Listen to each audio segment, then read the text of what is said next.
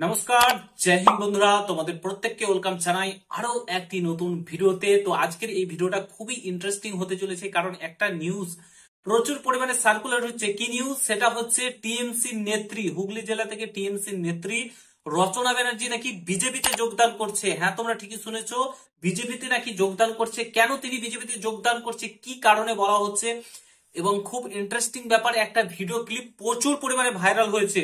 ঠিক আছে, যেখান থেকে অনুমান করা যাচ্ছে রচনা ব্যানার্জি নাকি বিজেপিতে যোগদান করছে। সত্যি কি রচনা ব্যানার্জি বিজেপিতে যোগদান করছে?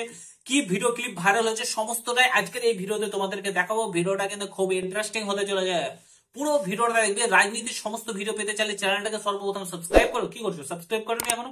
ভিডিও দেখছো, সাবস্ক্রাইব করছো না? করো, সাবস্ক্রাইব করে দাও। আর এই ভিডিওটাকে প্রচুর পরিমাণে শেয়ার করবে। চ্যানেলে নতুন হলে অবশ্যই সাবস্ক্রাইব করে যাবে, ঠিক আছে? তো ফার্স্ট অফ অল চলো তোমাদেরকে সেই ভিডিও ক্লিপটা ফার্স্ট অফ অল আমি দেখিয়ে দিই, যেখান থেকে অনুমান করা যাচ্ছে যে রচনা ব্যানার্জি তোমার বিজেপিতে যোগদান করবে, এরকম অনুমান করা যাচ্ছে। চলো ফার্স্ট অফ অল ভিডিও ক্লিপটা দেখে নাও। AKN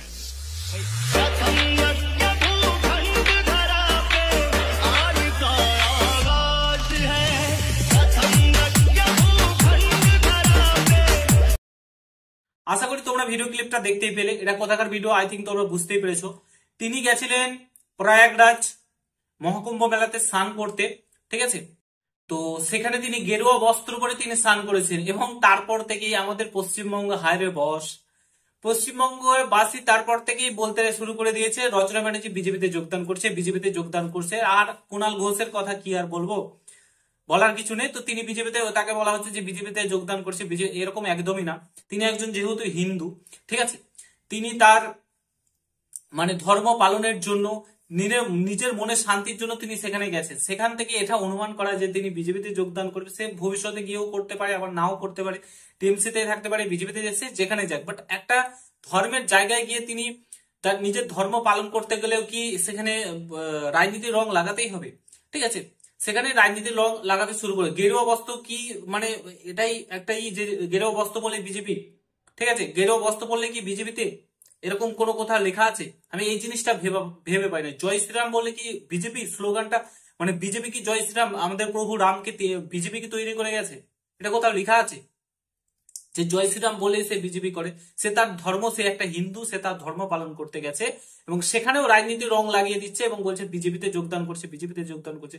কেন? তার ধর্ম, তার ধর্ম সে পালন করবে না? এই হচ্ছে আমাদের পশ্চিমবঙ্গের বর্তমান রাজনীতি। তোমার 2025 সালে তোমাদের দিল্লিতে ভোট হলো 5ই ফেব্রুয়ারি, কেউ জানতে পারলো না, রেজাল্টের দিন জানতে পেরেছে প্রত্যেকে। আর আমাদের পশ্চিমবঙ্গে যদি ভোট হতো তাহলে কত মারামারি কাটাকাটি, তারপরে তোমার বোমাবাজি, কত কি ঘটতো, ঠিক আছে?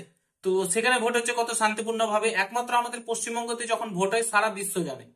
এত জঘন্য রাজনীতি হয়ে গেছে বর্তমানে আমাদের পশ্চিমবঙ্গে। তো নিজের মনের পরিবর্তন করো, সরকার পরিবর্তন করতে পারো, সরকার পরিবর্তন করতে পারো, ঠিক আছে? সেটা তোমাদের উপর ডিপেন্ড করছে। এরকম না সে বিজেপিতে যোগদান করছে কিংবা কোনো কিছু করছে, এগুলো একদমই বলাটা ঠিক না। তো আশা করি বুঝতে পেরেছো, যেটুকুন বলার আমি বললাম তোমাদেরকে। তিনি বিজেপিতে যোগদান করছেন না এখন আপাতত, তিনি এখন টিএমসিতেই রয়েছেন। সামনে 2026-এর বিধানসভার ভোট রয়েছে, এবং ভোটের আগে কি হবে না হবে সেটা তো পরের ব্যাপার, ঠিক আছে? তবে তিনি টিএমসিতেই রয়েছেন, এবং তিনি প্রয়াগরাজে স্নান করতে গেছিলেন, ঠিক আছে?